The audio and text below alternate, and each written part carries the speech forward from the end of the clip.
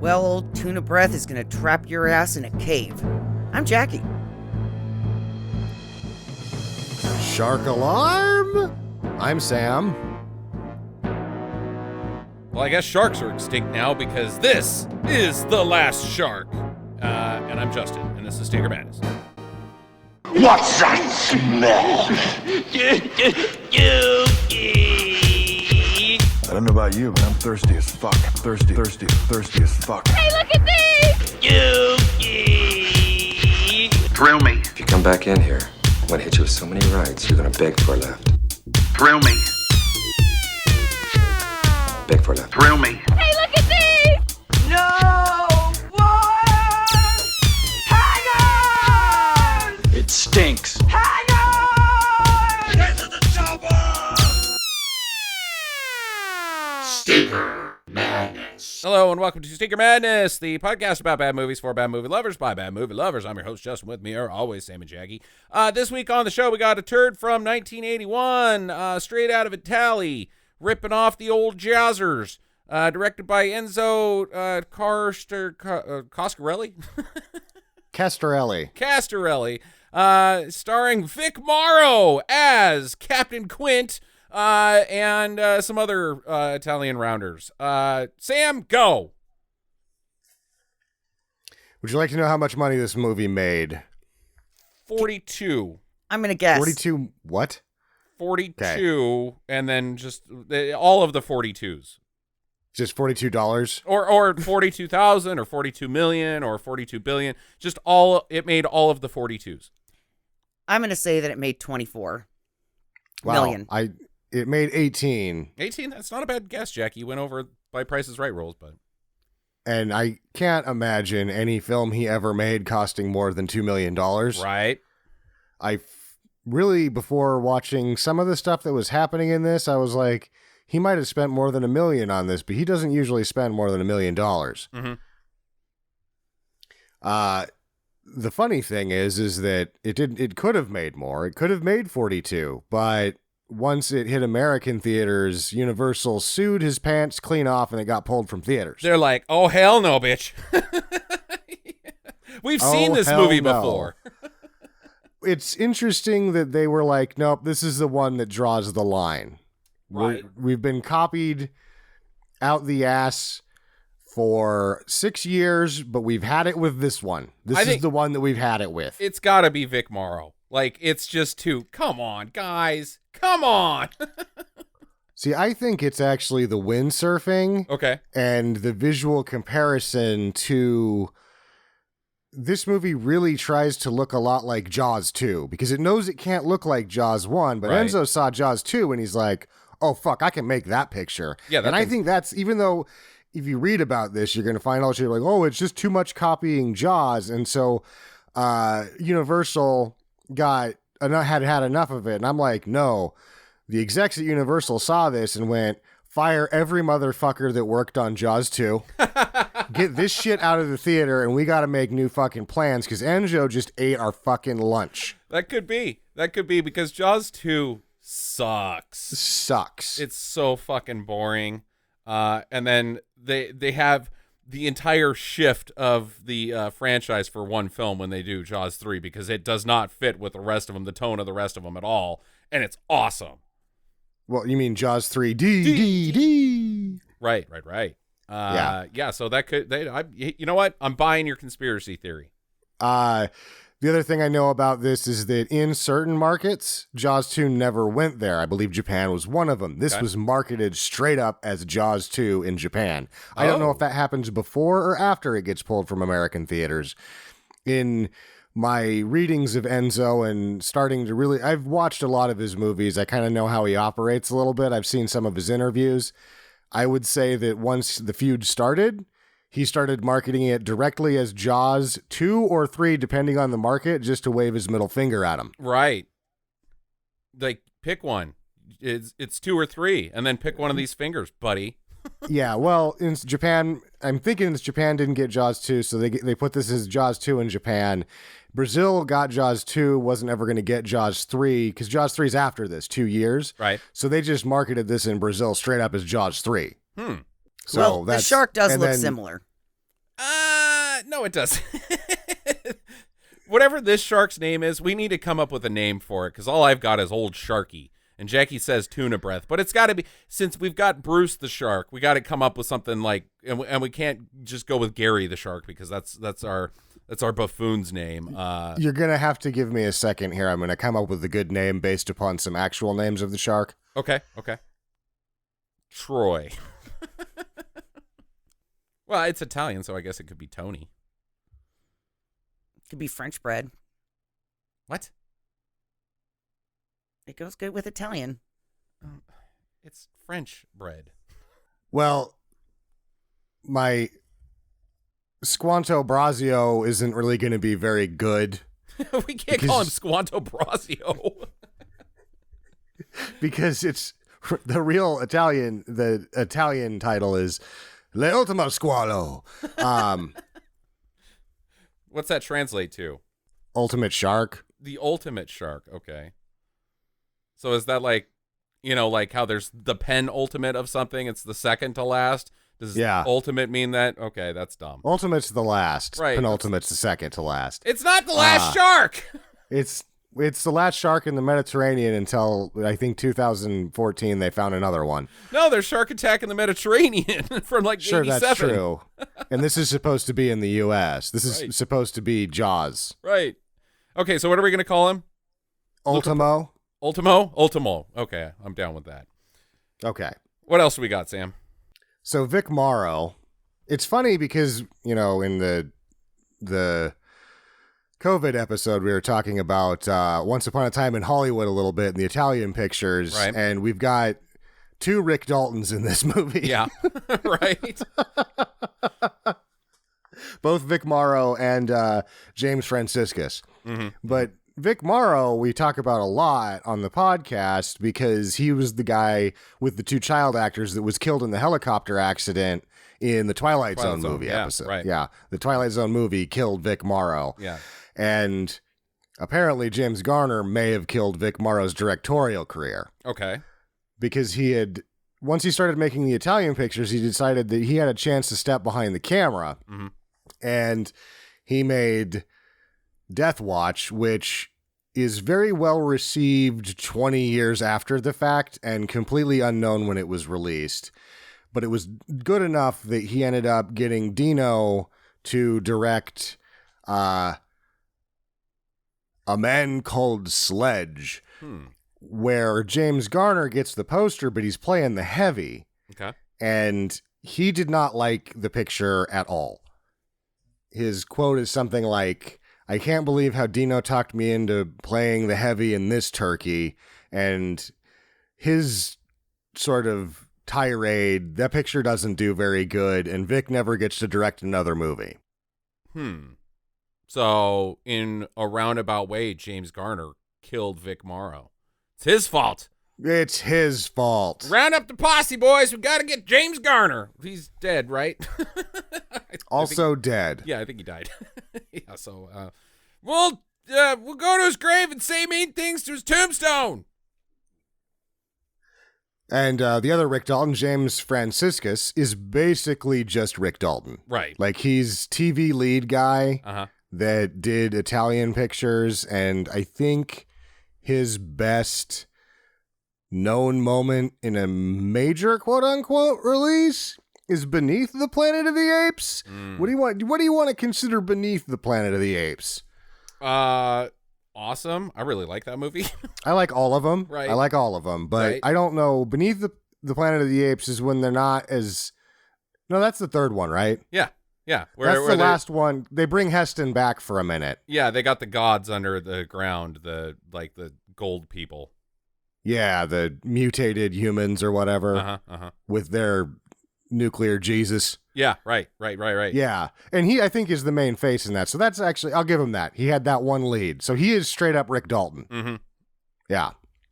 Little not as good with a flame filler. No. Yeah, but what about Enzo Costarelli? Didn't we do one of his movies before on the podcast? I believe we've done several. Okay, could you name any? Did we do Keoma? Keoma's his best movie. We talk about Keoma a lot. You put Keoma on your year in review. Oh, that's right. We haven't done Keoma yet, but I've No. talked about Keoma a lot. Yeah.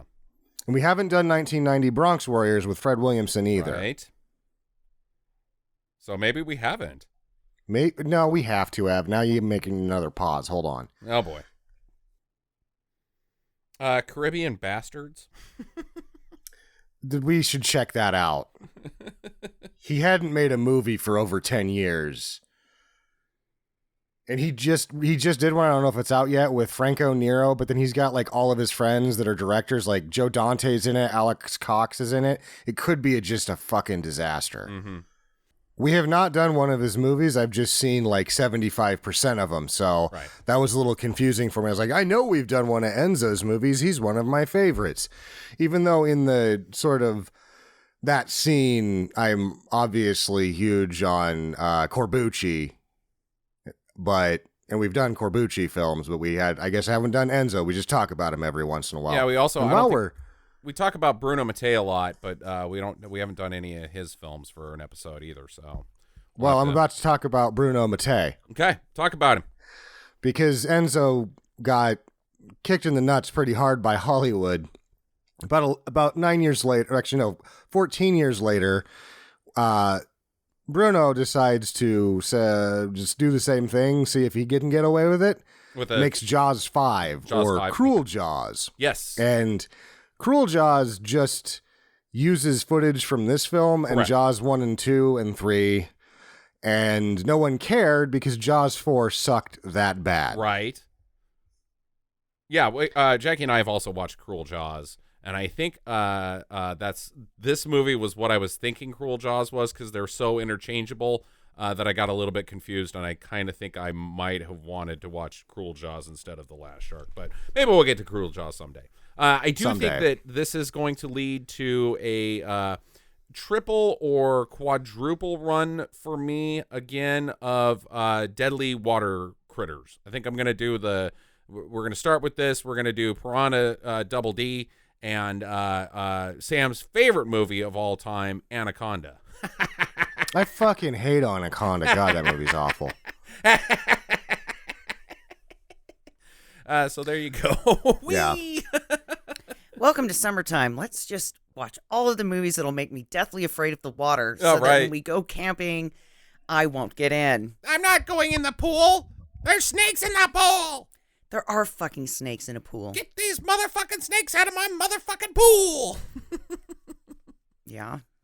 While we're talking about Enzo, it should be noted that Enzo is basically part of a large family of filmmakers. His father, who does mostly Italian language films for the market, has a bevy of films, and so did his uncle. Okay. And Marino Girolami is his father, and Romalo Girolami is his uncle. Okay.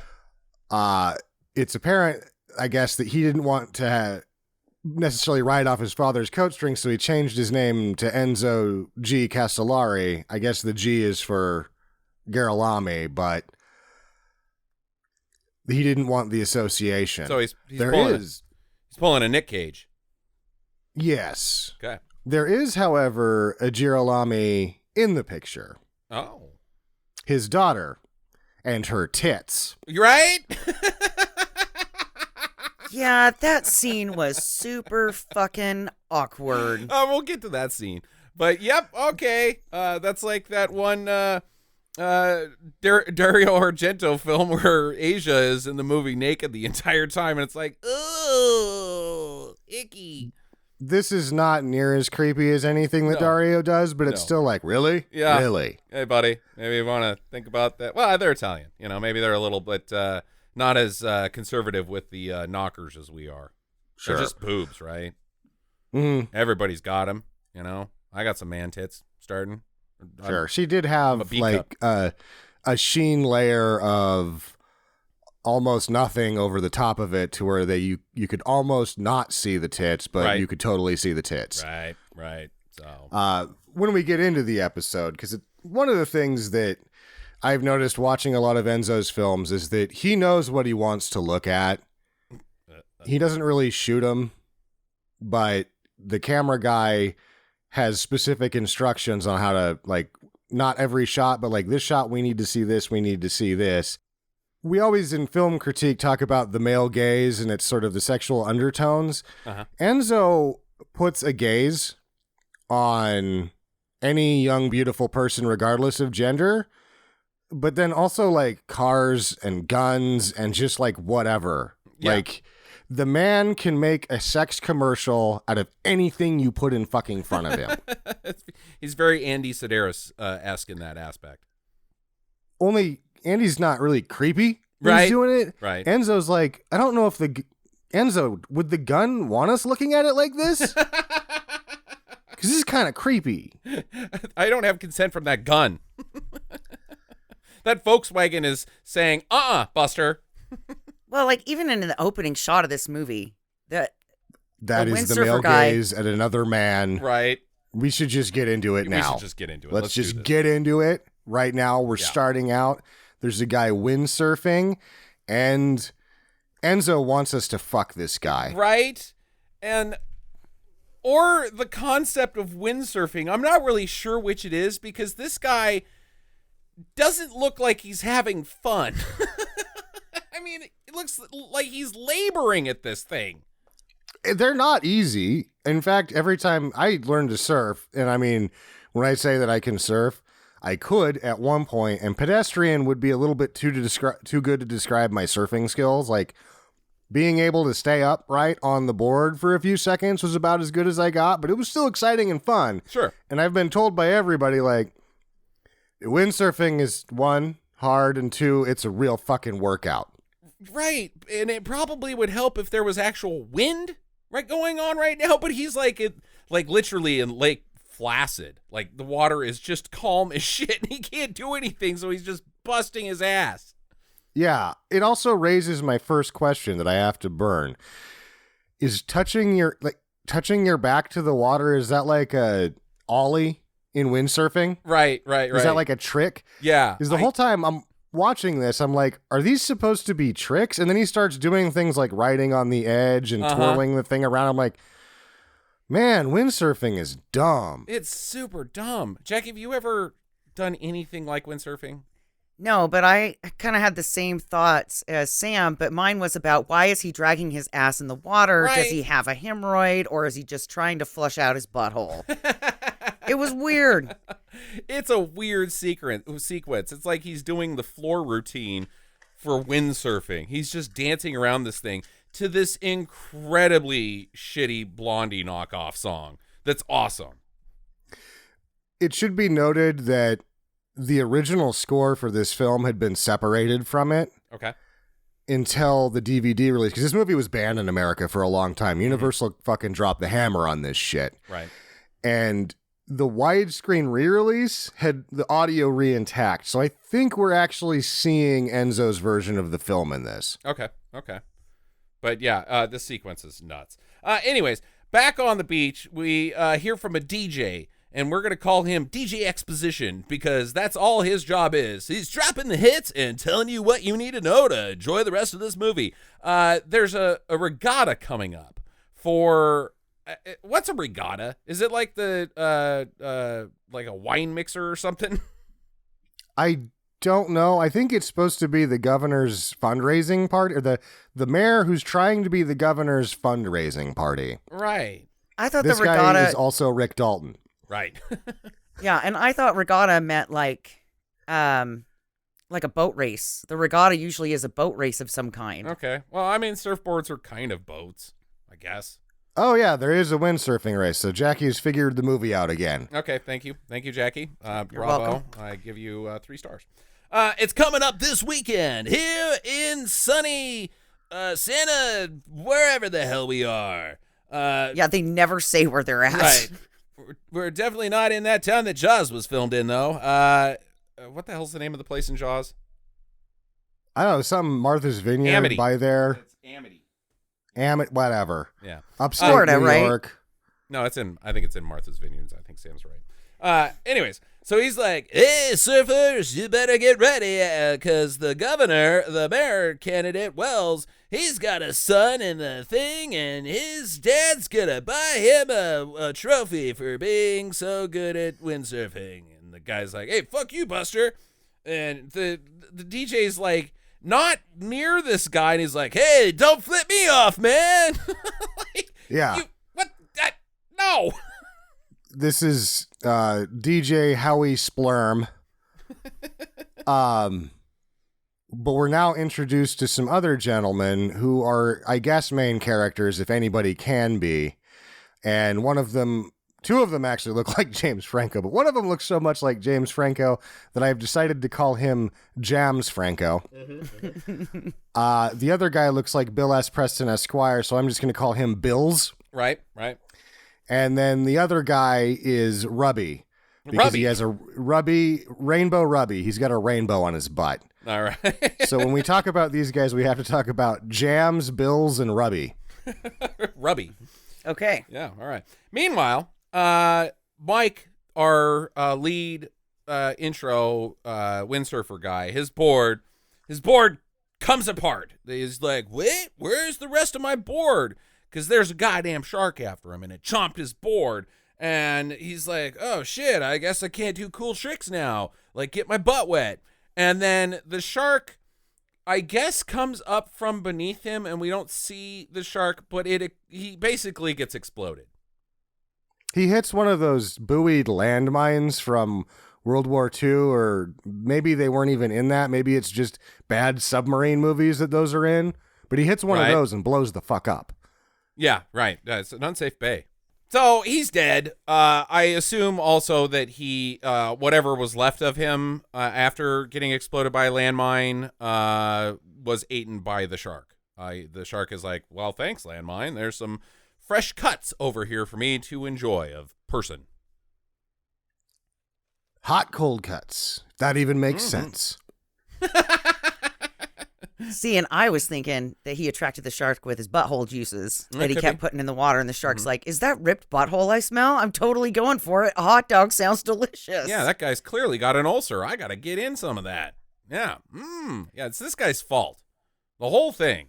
Well, if he didn't want to get eaten like a hot dog, he shouldn't have been hot dogging all over the place on that windboard. Exactly. Oh, hey-oh. Your fault, motherfucker.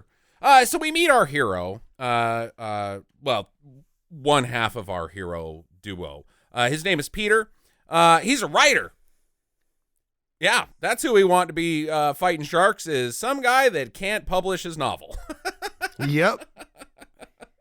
But he has all this weird, like, shark shit in his house. I don't know what this guy's backstory is. They never explain it. No, he's just a writer, and now he's thrust into this situation where he's the most qualified to fight a shark along Robert Shaw.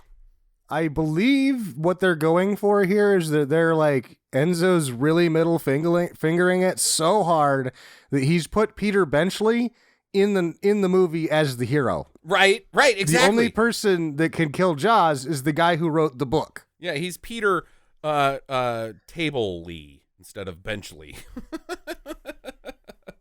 So his kids run in and they're like, "Hey, Dad, Mike went missing. He was standing right there, and then I thought I saw a landmine explode, but then he vanished. So let's go look for him." So they get on Peter's boat and go out and look for Mike. Yeah, step one, call the Coast Guard. Nope, we'll go out there and investigate on our own first, just in case he's mortally wounded. You know, he was going to win the windsurf competition. If we want your boyfriend to win, we've got to buy us some time. Right. Meanwhile, old Captain Quint, he's found the surfboard, and Peter pulls up and he's like, "See, this is what it looks like when a shark gets a taste of human blood. Trust me, I know, because I've dealt with sharks all over the earth, because I'm fucking Robert Shaw. What am I doing in this movie?" Yeah, at this point, Vic Morrow has found evidence. He hasn't yet found the Scottish accent that he's going to abandon periodically through the rest of the film. Right. He hasn't, because I was like, oh man, Vic Morrow's killing it. But then later he tries the accent, and I'm like, whoa, you're sucking right now, bud. You're straight up sucking. And did you see that, like, everybody else is in like summer attire, you know, like swimsuits and shit, and he's always got like those fisherman sweaters on. Oh yeah, because he's shitty Ahab. Like you gotta look like, I mean, the sea captain in The Simpsons is based off of all these guys because they all dress the guy like, we're longshoremen. We just stand on the dock and smell of fish all day, and that's what you come to us to hunt a shark or give you info, and that's all they're good for. Yeah, they wear these huge wool turtleneck things, like double turtlenecks. Like you're going, it's 87 out here. Why are you wearing that? We're literally in Bermuda. He's ready for bad weather at any point. Right. Even though 97% of the time it's good weather. The perfect storm is coming. I know it. I can feel it in my bones. 3 weeks later of perfect sunshine, he's like, it's still coming. I'm telling you, it's not a question of if, it's a question of when. And everybody has gone home for the summer, back to the United States to go back to school. Summer's over. Of course it's coming, you jackass. You wore a sweater all summer long. Anyway. You're ready for today. Right. Good job. That's not going to be warm enough in like a week, just so you know. Right. We also learn that the Mayor Wells, his campaign, is employing Gloria, Peter's wife, to basically hang out and answer, where's Peter? He couldn't make it. Damn it, we needed him. For what? I'm not sure. She actually performs two functions. She needs to ask where Peter is periodically, and then she has to display the worst parenting skills ever at other times, and that's all she does. And panic. We'll get to her thing at the end. It's spectacular. After her daughter gets her leg bit off. Hey, okay. We're not there yet. Speaking of the daughter, and speaking of what happens later in the film, we got a little foreshadowing here because they're out looking for Mike. The shark comes up, bonks her boat, and knocks her into the water. And they pull her back in, and that's when we get when Captain Quint gets a pretty good look at his buddy's teenage daughter's tits and is like, I don't know. I've been at the sea a long time, Peter. Yeah. You let your daughter wear that? Nice. The last pair of tits I saw like that was on a manatee. And I had sex with that manatee. And it was so awkward. They're all kind of just standing there that they just cut the scene. Right. Because there's no good way to get out of this. Like, everybody's just staring at her tits like, nice tank top. I'm sure he wanted to leave it on longer, but it isn't bare.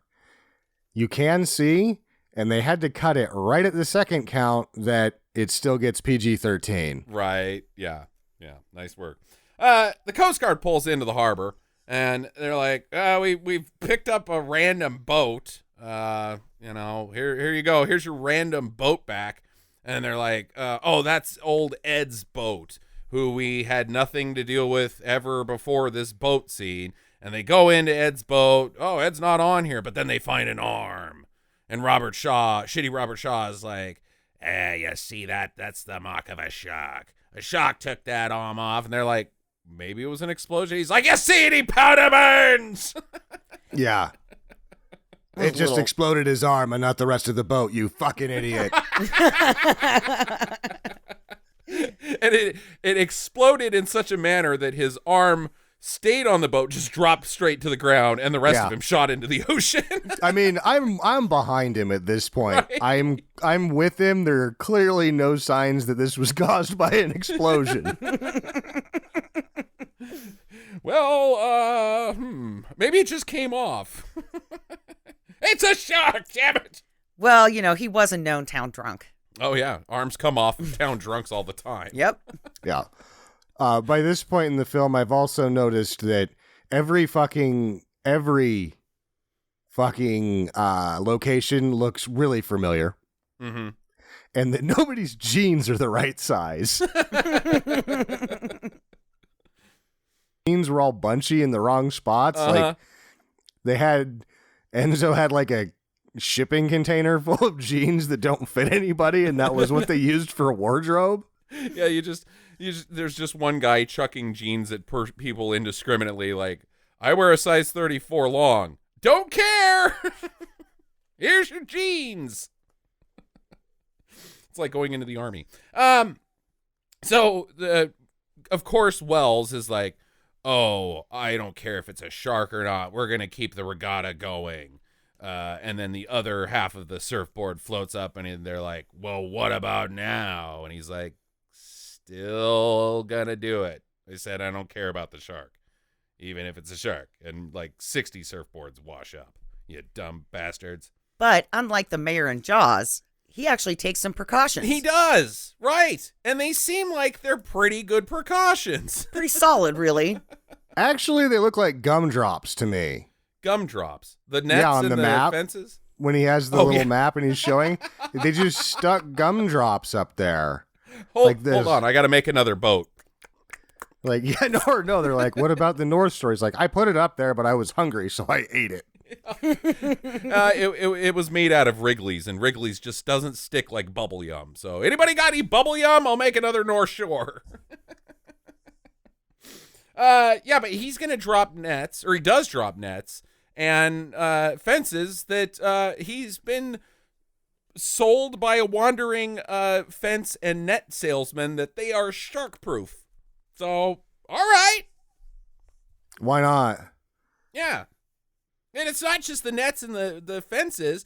He's gonna line that outer area with like guys on boats, tough guys that don't wear shirts and have like beards and stuff, and big guns. Like, way better than the Mayor of Amity. Yeah, Too bad you can't see to the bottom of the ocean, and the shark can just swim right underneath you. Well, that's why you have the nets and the shark-proof nets and fences. Okay. And they only have to go a certain amount of distance because there's a natural cove there where the big windsurfing race can take place. Mm-hmm, mm-hmm. For some reason, he records himself giving a briefing on this strategy and decides not to release it. Like, I don't want people to know that we're doing stuff to keep them safe, because they'll panic if they know we're doing stuff to keep them safe. Like, his logic is pretty weird at this point. It is strange. Yeah. But we also get introduced to a later character, an important later character, his campaign TV producer, who's also a news reporter, which I don't think is a thing unless you're working for Fox News. Ayo! There's like a beach party that appears to be taking place at 2 p.m., and everybody is getting into sleeping bags on top of surfboards and going to sleep. And then 5 seconds later, it's dusk. I don't remember the beach party that turned to dusk at all. Yeah, because the teen girl is like, I'm going to go take a swim. Who wants to come with me? And they run out. A bunch of dudes follow this one chick. Oh. Well, she was running in slow-mo, and those boobs were quite nice. Yeah, Cindy's in the water. Here's some more of Enzo's gaze on this one. Right. And then there's a guy that does a really bad dive. And it's not just that he does a belly flop dive. It's that he had to have hit the sand pretty hard because the water wasn't deep enough to do a dive yet. No, I know. Like, dude, your face is part of the beach now, bro. One with the sea. Yeah, you're a real beach bro. So they all run out there and they're like, wee. But the shark is like, I want to go swimming with co-eds too. And it just fucking busts right through the goddamn shark-proof net. Like, not even a problem. It like had a saw. And it cut the net from top to bottom and just swam through. Right. Like, shark-proof, huh? Yeah. Okay. This is I think you've been had. This is the first real good look we get at the rubber miniature. Right. That it looks really bad. Oh, it's awful. But it's a lot better than other shark movies still. Yeah, man, I guess. I would like to see some comparison shots that you're talking about, Sam, because this thing is terrible. Well, it's not to scale. It's not the same shape as the other shark that we get to see. And don't forget that we're sprinkled in with a ton of stock footage of actual sharks, and none of it matches. Well, maybe I should specify that this rubber shark is clearly a shitty rubber shark on a stick, and it looks better than all of the 2000s CGI sharks. That's true. Okay, there you go. Yeah. Practical always looks better, but it is shaped like a very long dolphin for some reason. It's shaped like a rubber hot dog with fins.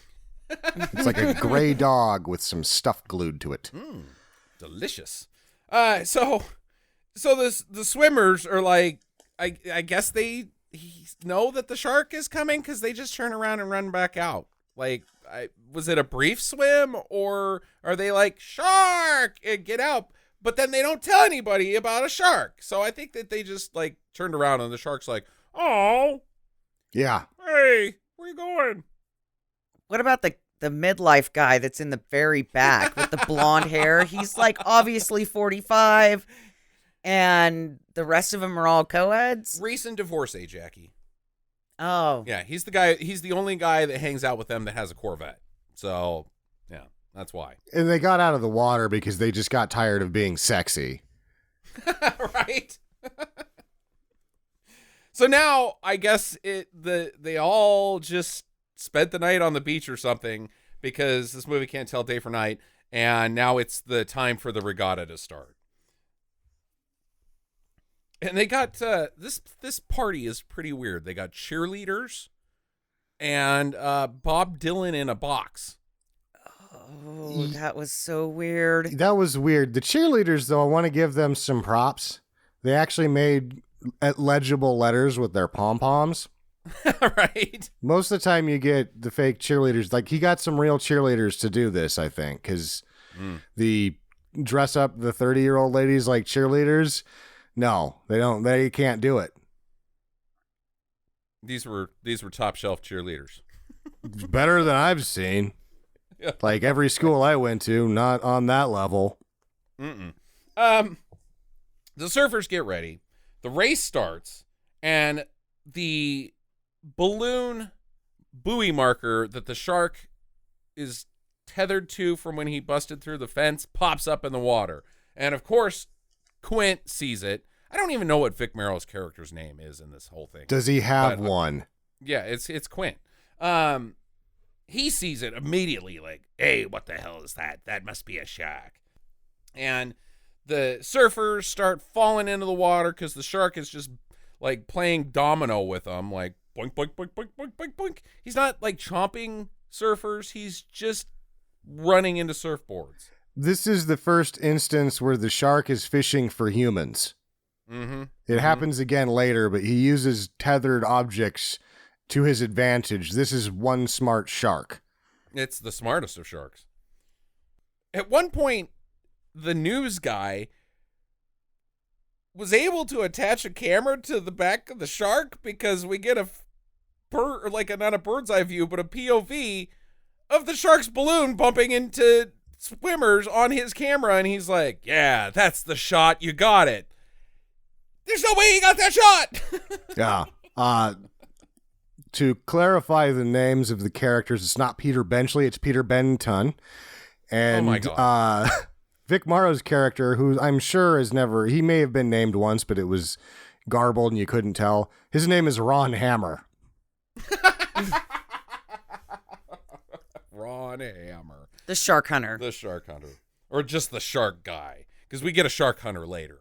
He's just the town shark guy. What he is, because he's shitty.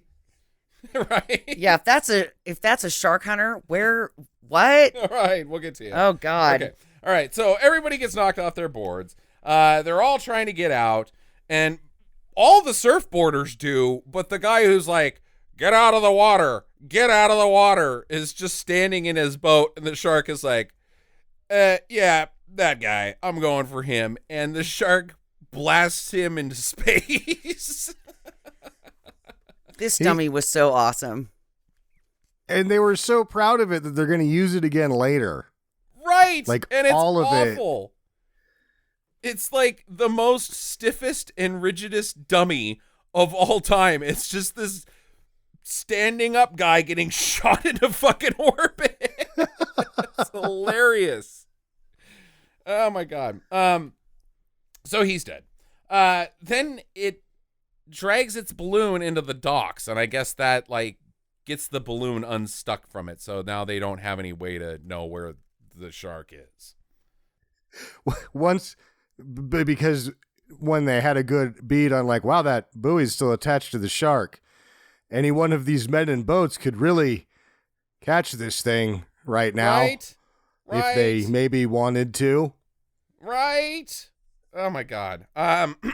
Well, Team Peter is like, let's lock and load. So they suit up and they're gonna go hunt it down.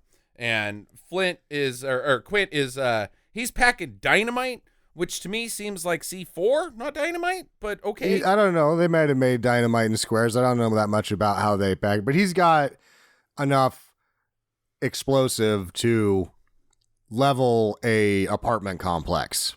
Yeah, he could start a mine. We need to could get down to the gold. Keep track of how much he's got on him because we're going to see that in use later and scratch our heads. Also, Peter has attached a shotgun shell device that basically turns a harpoon into a little teeny grenade. Right. They've recently made those for bow and arrows. Peter the writer, Peter the novelist, yes, is making some MacGyver grenades. Yeah, well, no, it's a thing that you can buy. They have them, and I'm telling you, they have them. Oh, that's what they look. They had them then. That's one of them. They didn't make that thing up. That's been a thing. They're dangerous as fuck because it's not like it shoots like a gun. It's just a grenade on the end of a stick that doesn't fly very far. Okay, but why does Peter the novelist have these? Maybe he got it, for research when he was writing about his shark killing. Right. Yeah. I think he got it at a yard sale. Or he stole it off that dead guy's boat. He's like, what is this thing is pretty sweet. Mm-hmm. And Ahab was like, just take it. I think he's dead. He doesn't care. Just take his stuff. His son, Wells' son, what are we calling these guys? Jams? Bills and... Yeah. Jams, Bills, and Rubby? Jams, Bills, and Rubby. Yeah, they're going out with a shotgun. Oh, and his daughter again. The bait. Yeah, the bait. Meanwhile, Peter and old Ron Hammer, they go into the water, and they go down into a cave that is clearly too small for the shark to be in. And the shark actually finds them in the cave, and it's like, hey, I got you guys in there. You're trapped because I'm going to smash my face into these rocks and cause a collapse of the entrance. Yeah, he's really smart, this shark. And kind of a dick. He also knows, like, well, these are the guys that are going to go with me toe-to-toe. I got to trap them. Right. I'd let anybody else out of here and eat them, but these two are dangerous. Mm-hmm. Also, Peter shoots his shotgun shell thing, and it causes quite an explosion that aids in the shark trapping them before the shark decides to trap them. Right, he's like, hey, that's a pretty good idea. Thanks, guys. No, have some rocks on you. It's so dumb. And he then blows up some of the dynamite to open up the cave entrance, I guess. Yeah, it's not a very big explosion, not even as much as the little shotgun thing. Yeah. But that explosion has caused Ron Hammer's air tank to get knocked loose or something, so now they got to swim up to the surface and get the hell out of there. What were they going to do if they didn't? Just hang out? Didn't what? They're out of things to shoot the shark with. They're going to have to come up anyway. Yeah, right. It just doesn't matter. I guess it add another element of danger for them is, oh no, he's running out of air. So they get back to shore and they realize that the kids are out hunting in Wells's boat, and they're like, oh shit, we got to get out there. Well, the kids, they spot it and they start shooting the shotgun. It's not doing a goddamn thing. And then the shark weirdly swims under the boat where the prop is, and I think uses its own body to make it so they can't go anywhere. It gets turned into hamburger in order to slow them down. Right. Self-sacrifice. They've also attached a large pole and some meat with some thin nylon rope. This is not how you go fishing for a shark. Right. And it works out about as well as it should. Yeah. Because once again, the daughter gets knocked into the water. Like, that's just her thing. Yep. This time she comes back without a leg. Long, sad hospital sequence. And then when we finally get in there, The best they could do is put a little dog house over her not leg and then cover that in blankets. Like we need to keep that area where there's no longer a leg completely covered in a small covered wagon. That's right. And so Wells is like, damn it, son, how dare you take my boat without my permission, and smacks him in the face. And Wells is like, this fucking shark is gonna fuck up my shit and fuck up my town and fuck up my campaign. So if you want something right, you gotta do it yourself. But wait, before we leave our hospital scene, Okay. the mom has been like going up to the nurse's station and being like, it's been an hour. Isn't there any news? It's just like really dramatic, right? And then once the doctor comes in and says, well, she's heavily sedated, you can go back and see her. She's like, I just can't. Yeah. Right. I'm not ready. And then later, Like, in a wait. fairly inconsequential scene that we might not talk about, she actually asks Jams how her daughter's doing. It's like, dude, it's been a day. You should go see her. What the fuck? Yeah, dude, mom. Oh my God. I just can't have a pirate daughter. Right. I like So embarrassed. the scene with Peter and his daughter. He's like, it's okay. Doesn't matter what happened. You're going to walk out of here. No, she's not. She will with a prosthetic leg. No, you can't walk out of a hospital. No, they wheel you out. Yeah, it's not going to happen. And also, if you get a prosthetic leg, you need like months of PT. Oh, yeah. No, she's not walking out of there. She's not walking out of there, bud. And it's okay. Like, she'll go on and have a full life. People do it without legs all the damn time. Sure, it sucks, but hey, she can. She can have a hand modeling career still. Right? Yeah, and right? she could do all sorts of other stuff, like have her prosthetic leg have secret spy weapons in it, like a gun leg that she can just take off and mow down her adversaries. And this handicap is not going to stop her from doing the thing that she is very good at, which is falling out of boats. So, still got an illustrious career of falling out of boats ahead of you. Yeah, but this time, she's going to be a little safer because she's already missing one meat hook. Yeah, she could just she could have like a fake shark, like a shark decoy, like shark bait leg. Yeah. She's got one that the prosthetic is just got a shoe full of meat. Then after the shark eats it, she's like, gotcha, bitch, detonates.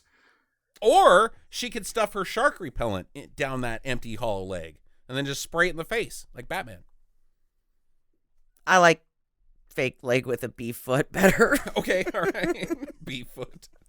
They call me Beeffoot. How many sharks have you blown Meanwhile- up, Beeffoot? All of them. Greenpeace Meanwhile, hates me. Meanwhile, the butcher in this town is making money hand over fist because everybody's just buying this huge chunks of meat. Right? Yeah, buying like half a cow isn't cheap. That butcher's like, ka-ching. Because that's what Wells is doing. He's got a big chunk of cow hanging from the bottom of a helicopter, and he's like, gonna get you. You're not. Like, you literally aren't. Even a small shark, you're not gonna just like fly it back to shore and be like, ha-ha. It had a hook on the end. Right, but still, that shark is going to pull it. Choppers are death machines without sharks attached to them. No? I thought it was a pretty good plan. No, it's a terrible plan. And it goes terribly. And the shark is bigger than the helicopter. The shark is bigger than the chopper. Oh, my God. So, of course, the shark grabs the line, pulls the chopper down. Wells falls in the water, and he's like, get me out of here, get me out of here. And the guy swings down, he grabs onto the sled, and pulls up, and the shark is like, chomp. And his legs come off, and it's hilarious. It's hilarious. Then after the mayor's like, well, I guess I'm shark food, and then sullenly drops into the shark's mouth in slow motion. The helicopter guy's like, well, he's dead. I guess I'll just crash this helicopter into the shark. Right. And the model of the helicopter. He doesn't crash a helicopter, Sam. He crashes some kid's toy. Oh, it's into the water. it's a little remote control job. Oh, it's hilarious. It's such a bad model. I love it. So Team Peter, they swim or they boat out there and they find the debris from the chopper, floating around in the water, and they're like, we gotta go down there because the shark's still down there. Meanwhile, back on the shore, the TV reporter guy's like, all right, we're gonna get a shot of this shark coming up, being awesome, maybe chomping some people. So let's bring it into shore. Let's tie some bait to the dock. So he's got that set up. This is actually one of my favorite scenes right before Vic Morrow and Peter suit back up. They get into an argument, and then Vic Morrow's like, oh, okay, I guess, or Ron's like, all right, I guess I'll go along with it. And then Peter starts strong-arming him around the boat, and it's like a dad trying to make a kid put his coat on with the fucking tanks in there. He's like, give me your arm. Go faster. Give me. We're going out there, goddammit. I don't care whether you like it or not. And Vic Morrow's sitting there like a kid, like, I don't want to do it. I'm going to tell your mother. Oh, shit. All right. Yeah. So they go down here, or Quint goes down by himself into the chopper, and the chopper doesn't make any sense to me.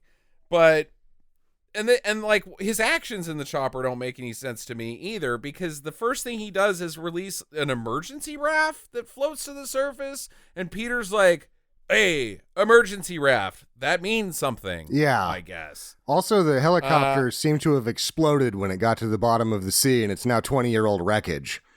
Yeah, and it's just made of like iron girders and cables. Like nothing that is parts of a helicopter are now down at the bottom of this helicopter. It's really weird. And, it's going to be a good place to get a tetanus shot. Yeah, but because there's a mermaid nurse down there with a tetanus shot. I mean, he's going to get tetanus. Oh. That's what I meant. Yeah. All right. Well, if you find any mermaid nurses, give me a heads up. I won't, Sam. You'll never hear from me again. Sorry, Jackie. Mermaid nurse, I'm living under the sea for about 30 seconds, and then I'm going to drown. So, of course, old Sharky shows up, and Ultimo, it attacks, and it's fucking up the helicopter even more, and both the shark and Quint get tangled up in some helicopter cable, and Quint gets pulled away. It's the cable from the helicopter's winch with the meat on it. Oh, okay. It seemed like that was rope, and now he's like on like steel cable, but whatever. Yeah, we've lost our hero, Ron Hammer. He's dead now. He's dead. And it's such distressing that Peter gets out of the water and just sheds his tanks into the sea. He gets undressed before he gets all the way out, and I guess, you're part of the sea now. Trash. Right. Yeah, thanks for doing that. Yeah, go down to Trash Island. The TV reporter guy has brought in his ringer, the Sharkinator. It's a guy in a Canadian tuxedo that's got a sweet Native American feather eagle on the back of it. Uh-huh. And you're like... made out of chicken feathers? Yeah, you're like, who the fuck is this guy? And then, he's the tough guy. But he talks about his gear and how dead this shark's about to be. And he has, like, a magic pistol, basically. It's just a little tiny 410 shotgun with... It's got a stock on it, but this was meant to be a pistol grip. It's like a 45. Like, you've killed sharks before? Yeah, I'm going to kill it with this 45. Okay, I've got the wrong guy. I realize that now. Dead or alive, you're coming with me, shark. When the shark bumps the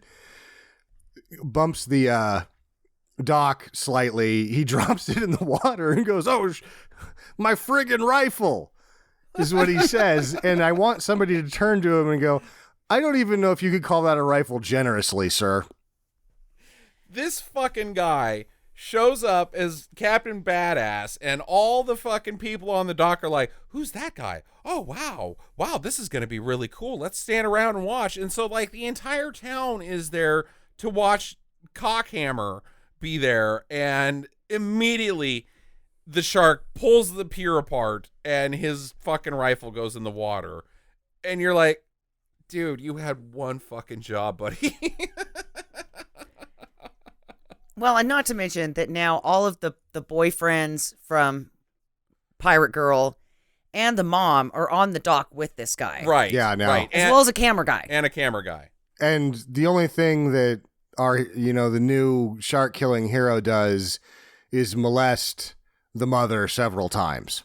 Oh, yeah. He got his handfuls. And the shark is pulling them out to the ocean. And the camera guy radios back to the TV reporter guy. He's like, so you got to send a boat. Yeah, I'll send a boat out. Also, the entire town saw them get pulled out of the ocean. You don't need the TV guy to send out a boat. There was a bunch of people standing on the dock still. There's like boats everywhere around there. Right. But the shark starts biting up their little raft that they're on. Taking it apart, and the camera guy falls in, and this was the best chomp of the movie. God. Yeah, it's the best. Ass chomp. Right at the bum. It's so silly because they're pulling him in, and they only get about half of him in. Yeah. And he, is still, he doesn't eat shit Ben Kingsley. Right. Because he was able to hold that same look on his face for his second shot where he's dead, and he's still sort of grimacing. Good job, oh yeah, guy. And of course his camera is pointed at his dead face. Yeah. So he still, in post-mortem, got that shot. Oh yeah. That guy was a professional. Even though that camera is totally fucked up and none of the footage is recoverable. Right. Right. Yeah. Yeah, this is magnetic tape. It's done. I don't even know if it's magnetic tape. Celluloid? I think it's supposed to. A lot of those cameras are actually broadcast cameras that are supposed to be hooked, tether wise to broadcast situations. So I didn't notice that a lot. The small 8mm that he had earlier was actually a camera that you could film with by itself, but the other ones I think are just untethered TV cameras that wouldn't be able to tape anything. Okay, all right. So damn it, the shot, it's ruined. Because I've been taping nothing this whole time. Right. Now I don't have any legs. The shark knocks everybody else in, and the first guy who goes down after the cameraman is our fucking ringer. Well, Sharkinator just gets chopped. Yeah. It's pretty hilarious. Well, he wasn't really even dressed for maritime adventures. No. He's a cowboy. No, he had cowboy boots on and a matching feather hat, and he's got boots on. It's like, this is your shark hunter? He's not even ready to go to the beach. Yeah, he's got a one-way trip to Davy Jones' locker with those shoes on. What an idiot. So Peter pulls up and somehow manages to swap positions completely with everybody on the pier. They're all on his boat, and he's on the pier. What happened? How did you do that? Yeah, No, I know how he did it. His wife is such a shithead. Because Jams and Bills just hop right on, and then she's like, come get me. I don't want to escape. Fucker. Look, I married you, and I didn't. Escaping sharks wasn't the deal. You're going to have to come get me. This wasn't in the vows. So he gets her back in the boat, and then the shark takes off with him. He's like, fuck, if you could have just walked 3 feet, we'd be fine. Right. And so now all Peter is left to fight the shark with is some 2x4s. This is actually a very good strategy. He's come up with, I'm going to feed this shark lumber until it's full. And then it's just going to go away because it's all full of lumber. well, and they're not even sharp sticks. They are just cut 2x4s. Yeah, no, it's hungry fella. Hungry buddy. Here's some lumber. I know where you can get some Here's more of this Douglas down fir. at the lumber yard.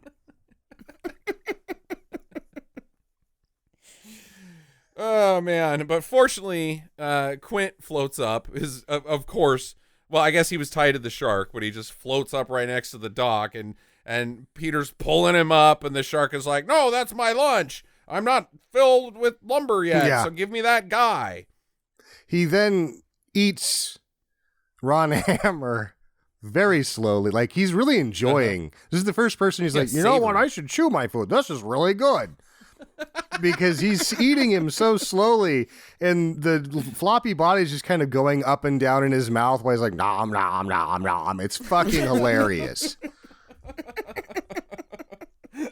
But Peter managed to grab the detonator off of the shark, because I guess he's still got one stick of dynamite left that's attached to his little carrying case. And this is so weird, because he yells, "Damn you!" and then jumps off the pier while hitting the detonator. Yeah, like he needed to jump sideways into the water like a hot dog, like hot dog. And then the shark blows up underwater, and I guess that's it. The shark doesn't even blow up. Its head just pops off. Yeah. like the the little dandelion trick. Mama had a baby and its head popped off. Nope. Yeah. It's hilarious. I wonder what that shark was thinking, like, oh, because it's not dead immediately, because the majority of its head is completely intact. It had an itchy throat, so it was grateful. It's almost like the shark shot its head off as a missile, and it was going to blow up the shore, like, I'm taking you all with me. So Peter makes it back to the shore, and the reporter's like, "That was pretty cool, huh? What do you say, hero of the town?" And he punches the reporter in the face because he knew that the reporter didn't help anybody, but nobody else in town did either. So I don't know what the fuck. And they get in a car and drive away. Yeah, this is, I think, of all of the weirdness, the weirdest thing. Like, oh, we brought your car. It's ready for you to drive immediately. Also, Bills and Jams, why are you getting into the car with them? Those aren't your parents. They are now. Not to mention that he needs to take off that swimsuit. Because if there's one thing I know, you leave your swimsuit on after you've been in the water, you will get a butt rash. He's gonna get a rash. Plus, but I think that's the least of his worries. He just inherited 2 kids that he didn't have a choice about. Yeah. I guess. His wetsuit. Well, he's gonna need a lot of help with his one-legged daughter. Right. His wetsuit is gonna ruin the velour seating in that Chrysler.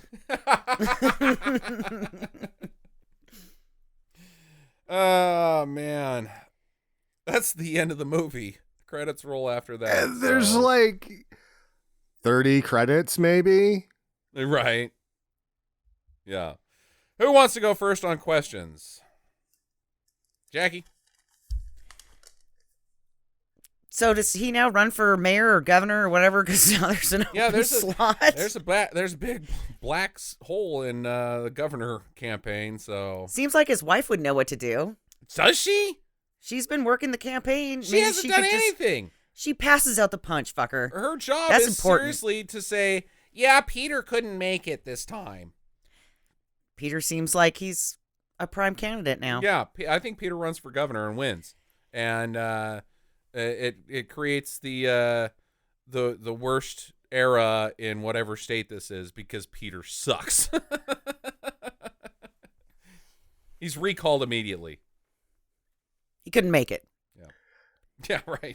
I only have one question.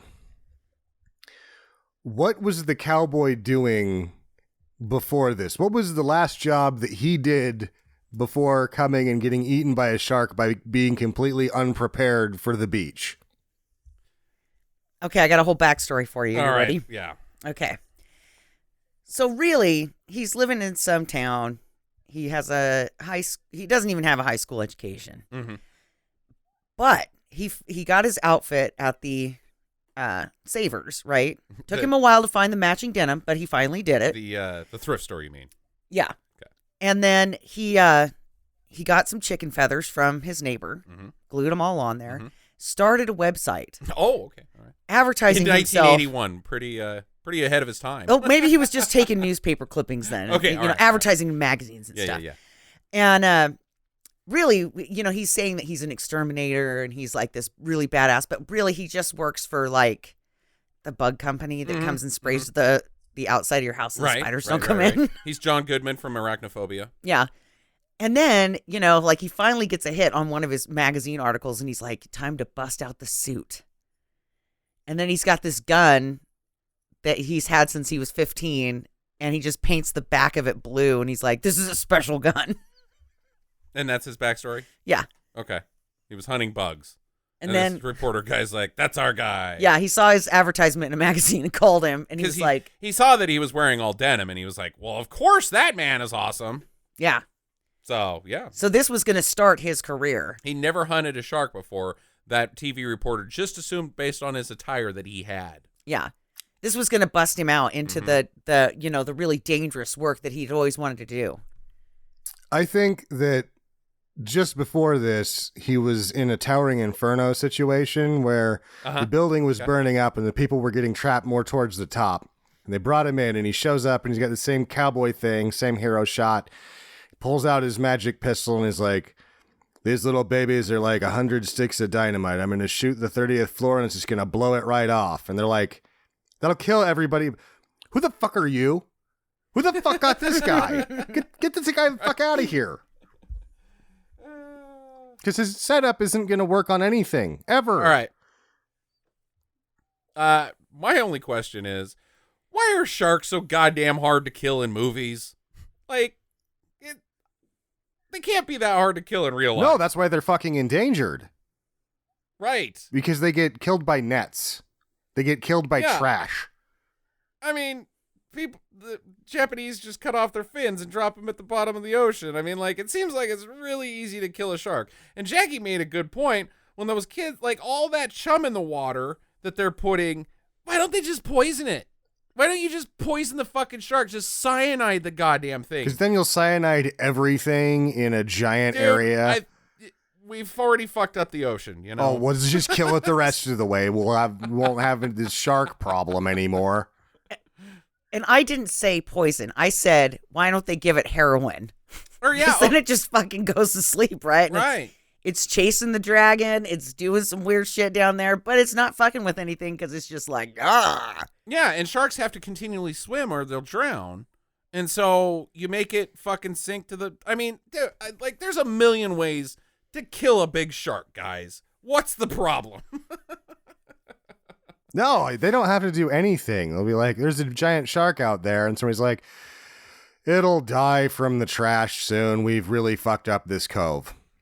Yeah, all that mercury that we put out there. Leaded gasoline. Good job. Lead paint. There's a bunch of cars down there. Actually, cars are supposed to be good for the ocean life, but we're bad. Don't worry about it. And also, like, even in the context of this film, the only guy who dies, well, two guys die from not hunting the shark. The announcer guy during the race, and then the first windsurfer. Everybody else who gets chomped by the shark is out hunting the shark. Just, you know what? Maybe nobody gets to swim in the water for a couple weeks. Just don't go in the water. Well, I think that's the idea, is that safety versus the economy. Without the tourism, the whole town's going to fall over. Then, like, I don't know. It still seems really stupid to me. Like, just the whole concept of shark movies now, like, just I'm mad at them because they seem so dumb. But they're all and dumb. Maybe that's why I love them. Yeah, that's why I love them. Okay. All right. Anybody else got anything before we do final recommendations? Nope. Okay. Final recommendations. Jackie, let's start with you. I'm going to give it a do. Okay. The dummies in it were fucking fantastic. Mm-hmm. The plastic shark was funny. Yeah. And, overall, it didn't have a boring storyline. It kind of kept things moving. Yeah. And so I'm going to give it a do. I enjoyed it. Okay. Sammy. It's a do. It's a good time, but especially if you're a bad movie fan, because of the history that we already went over in the episode earlier, this is one of the sort of in the million shark movies that are out there. This is one of the important ones because this is right when they were like, fuck it, we're just going to make Jaws 2. Try and stop us. Right. Yeah. Also do for me, it's not epic. It's not the best bad shark movie of all time. I still think that that's either Jaws 3 or Shark Attack 3. But we'll dive into some other shark films here in not too long a future. But it's still, it's a do. The dummies, Jackie's right. I mean, there's so many individual scenes in this that are way laugh out loud worthy. And it's a perfect riffer as well. So have a good time. Next week, guys, we're actually going to be off. We've got a big trip planned with all three of us involved. So we're not going to have an episode next week, but we will have a Corona-sode on Thursday for you. So make sure to tune into that and then come back to us in 2 weeks so that Sam can not remember what movie he's going to choose. Not remembering the movie. Okay. Well, we'll see if we can dial something up by Thursday. To tell everybody by Thursday. So enjoy your week, guys. Come back to us on Thursday again and get to the chopper. Fans of Stinker Madness, iTunes thinks you don't like us. What? How is that possible? Well, it's because you haven't given us a review yet. Go to Stinker Madness on iTunes and take just a couple seconds to rate and review us there. While you're at it, hit up Stitcher.com as well. Be sure to follow us on Facebook and Twitter @/Stinker Madness and email us at talk@stinkermadness.com. We'd love to hear from you. Thanks for listening and get to the chopper.